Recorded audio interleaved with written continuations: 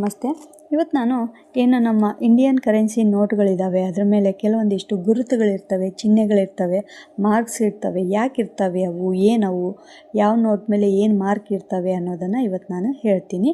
ಏನಿದು ಅನ್ನೋದನ್ನು ನೋಡೋದಾದರೆ ಅವುಗಳು ಐಡೆಂಟಿಫಿಕೇಷನ್ ಮಾರ್ಕ್ಸ್ ಅಥವಾ ಬ್ಲೀಡ್ ಲೈನ್ಸ್ ಅಂತ ಅಂತಾರೆ. ಯಾಕಿರ್ತವೆ ಅನ್ನೋದನ್ನು ನೋಡೋದಾದರೆ ಏನು ಕಣ್ಣು ಕಾಣದೇ ಇರುವಂಥ ಕುರುಡ್ರು ಏನಿರ್ತಾರೆ ಅವರಿಗೋಸ್ಕರ ಅಂತಂದು, ಅಂದರೆ ಬ್ಲೈಂಡ್ ಪರ್ಸನ್ಸ್ಗೋಸ್ಕರ ಇದು ರೈಸಿಂಗ್ ಪ್ರಿಂಟ್ ಅಂತಂದು, ಅಂದರೆ ಉಬ್ಬಿದಂಥ ಪ್ರಿಂಟ್ಗಳು. ಅದರಿಂದ ಅವರಿಗೆ ಮುಟ್ಟಿದಾಗ ಫೀಲ್ ಆಗಿಬಿಟ್ಟು ಆ ನೋಟಿನ ವ್ಯಾಲ್ಯೂ ಎಷ್ಟು ರೂಪಾಯಿ ನೋಟ್ ಇದು ಅನ್ನೋದು ಅವರಿಗೆ ಫೀಲ್ ಆಗಿ ಗೊತ್ತಾಗುತ್ತೆ. ಇನ್ನು ಯಾವ ನೋಟ್ ಮೇಲೆ ಏನು ಮಾರ್ಕ್ ಇರ್ತವೆ ಅನ್ನೋದನ್ನು ನೋಡೋದಾದರೆ 100 ರೂಪಾಯಿ ನೋಟ್ ಮೇಲೆ 4 ಬ್ಲೀಡ್ ಲೈನ್ಸ್ ಇರ್ತವೆ. ಆಮೇಲೆ ಅಶೋಕ ಚಕ್ರದ ಮೇಲೆ ಟ್ರಯಾಂಗಲ್ ಇರುತ್ತೆ, ಅದರಲ್ಲಿ 100 ಅಂತ ಬರೆದಿರುತ್ತೆ.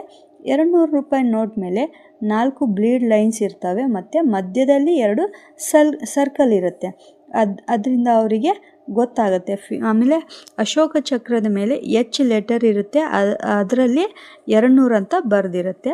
ಇನ್ನು 500 ರೂಪಾಯಿ ನೋಟ್ ನೋಡಿದರೆ 5 ಬ್ಲೀಡ್ ಲೈನ್ಸ್ ಇರುತ್ತೆ, ಅಶೋಕ ಚಕ್ರದ ಸಿಂಬಲ್ ಮೇಲೆ ಸರ್ಕಲ್ ಇರುತ್ತೆ, ಸರ್ಕಲ್ ಒಳಗೆ 500 ಅಂತ ಪ್ರಿಂಟ್ ಆಗಿರುತ್ತೆ.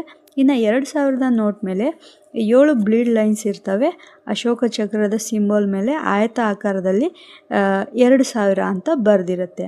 ಇನ್ನು 10 ರೂಪಾಯಿ, 20 ರೂಪಾಯಿ ಮತ್ತು 50 ರೂಪಾಯಿ ನೋಟ್ಗಳ ಮೇಲೆ ಈ ಬ್ಲೀಡ್ ಲೈನ್ಸ್ಗಳು ಇರೋದಿಲ್ಲ. ಲೈನ್ ಬದಲಿಗೆ ಐಡೆಂಟಿಫಿಕೇಷನ್ ಮಾರ್ಕ್ ಇರ್ತವೆ ಅಥವಾ ಇಂಟಾಗ್ಲಿಯೋ ಅಂತಂದು, ಅಂದರೆ ಉಬ್ಬಿರುವಂಥ ಪ್ರಿಂಟ್ ಇರ್ತವೆ. 20 ರೂಪಾಯಿ ನೋಟ್ ಮೇಲೆ ವರ್ಟಿಕಲ್ ರೆಕ್ಟ್ಯಾಂಗಲ್, ಅಂದರೆ ಲಂಬವಾದ ಆಯತ ಆಕಾರ ಇರುತ್ತೆ.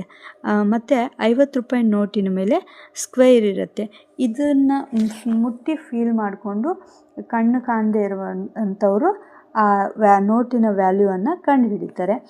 ಇನ್ಫಾರ್ಮೇಷನ್ ನಿಮಗೆ ಇಷ್ಟ ಆಗಿದ್ದರೆ ಲೈಕ್ ಮಾಡಿ, ಶೇರ್ ಮಾಡಿ ಮತ್ತು ಕಮೆಂಟ್ ಮಾಡಿ. ಯಾರಿಗೆಲ್ಲ ಇದರ ಮೊದಲೇ ಗೊತ್ತಿತ್ತು ಈ ವಿಷಯ ಅನ್ನೋದನ್ನು ಕಮೆಂಟ್ ಮಾಡಿ. Thank you.